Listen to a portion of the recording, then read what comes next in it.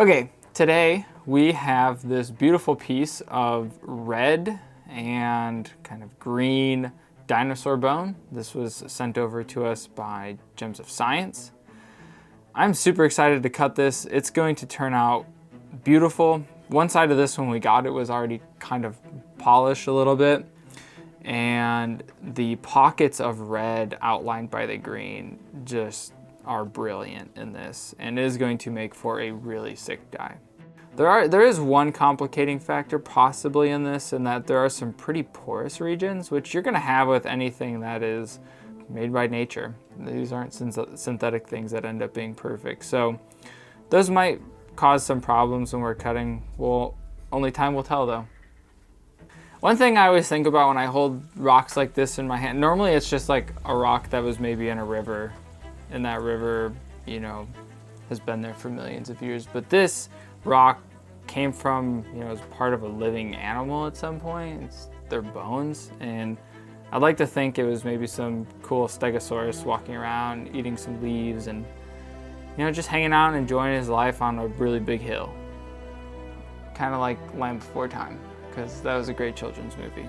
And now I'm turning it into a rock. So maybe there'll be some inspiration from that as I cut this.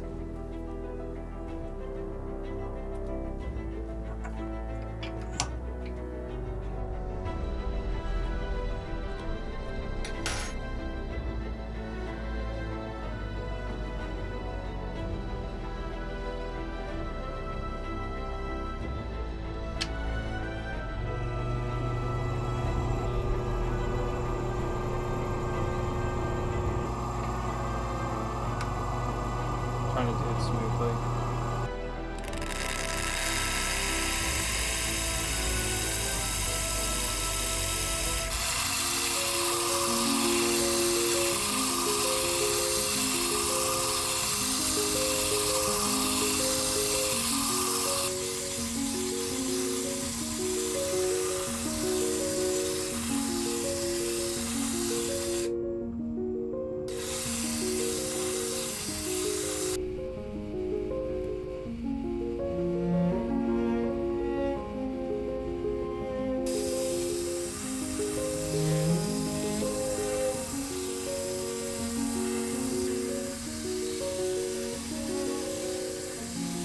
We originally considered a more elaborate cut plan, but with this stone's texture, the finer details would likely be lost. So we chose something simpler, the Hedron Rockworks signature star cut.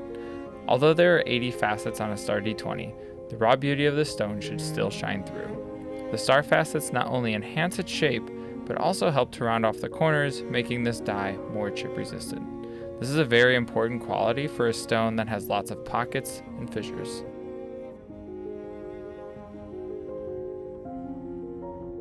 So I got all the 37 and 79 degree facets cut in, and I forgot to take this little spinny video before cutting in the star. Got kind of excited about how awesome this thing's looking and started cutting the star before realizing, hey, sometimes you gotta collect some nice footage of it too to share with the folks.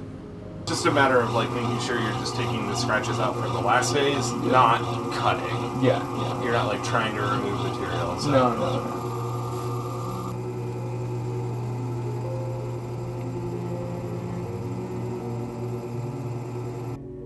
Alright, this first side's finished. We moved to cerium oxide for the polish.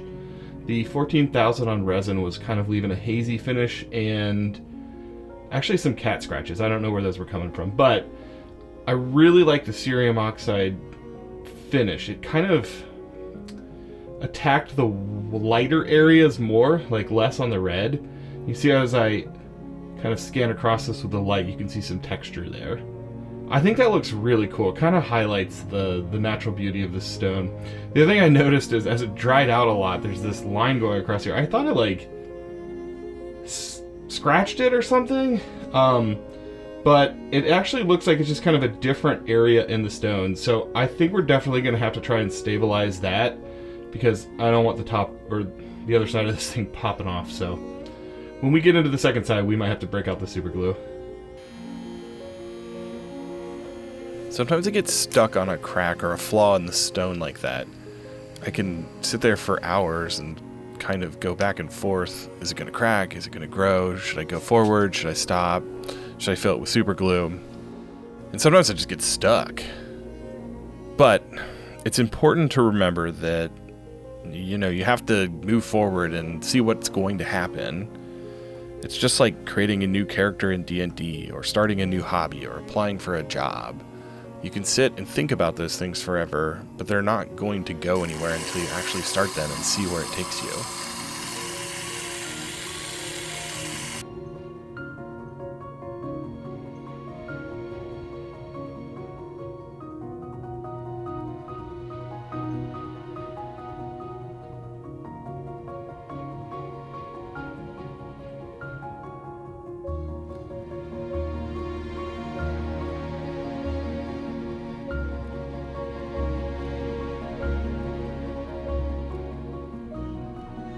Okay, so if you look on this facet, one of the little, I don't know how to explain this feature.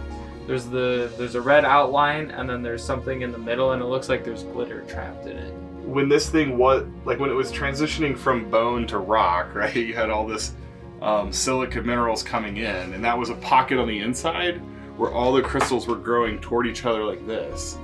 And so what you're seeing there is the termination of all those. There's like, they're not like melted. Oh, we're looking through one part of the Dresy at another part of Dresy. Yeah, and then you sliced that.